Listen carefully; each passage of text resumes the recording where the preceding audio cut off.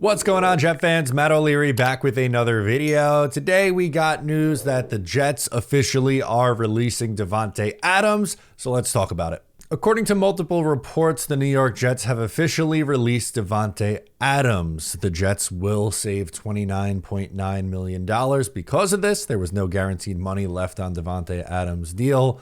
Now, Davante had an opportunity to seek out a trade. The Jets have granted Allen Lazard, which is kind of hilarious, that same treatment.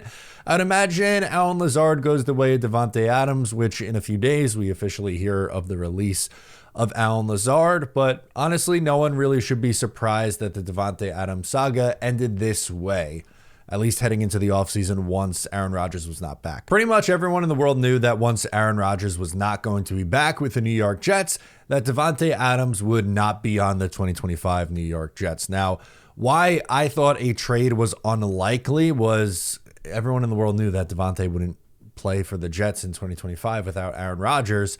And plus, on top of that, whatever team would have traded for him, they would have had to rework his contract anyway. So it was essentially just a waiting game. You know, teams were just going to wait out the New York Jets. They would eventually cut him because you don't have any dead money and you could just free yourself of almost $30 million.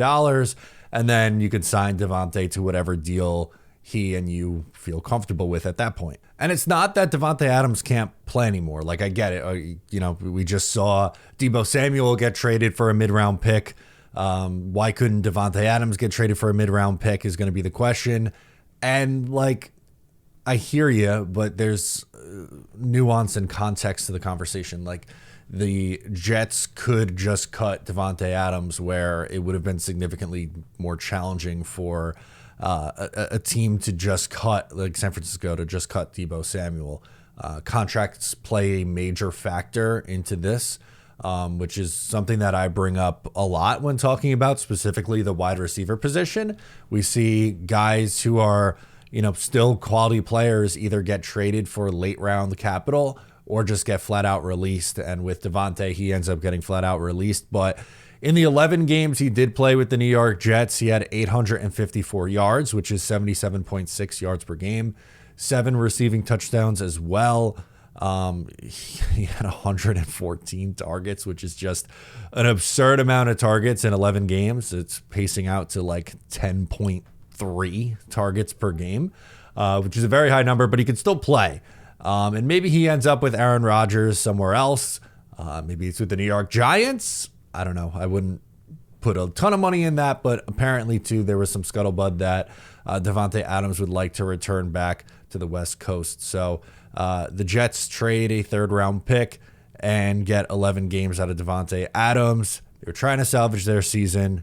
It didn't work. They were just hitting the panic button over and over and over again. Like, they try Robert Saleh, first domino to fall. Maybe that sparks the team. Then offensively, all right, let's go get Davante Adams, which was something they tried to do for a year and a half before they actually did it. They trade for him. He was good for the New York Jets.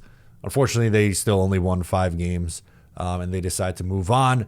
Wide receiver, really big need for the New York Jets because Allen Lazard is going to be on his way out next.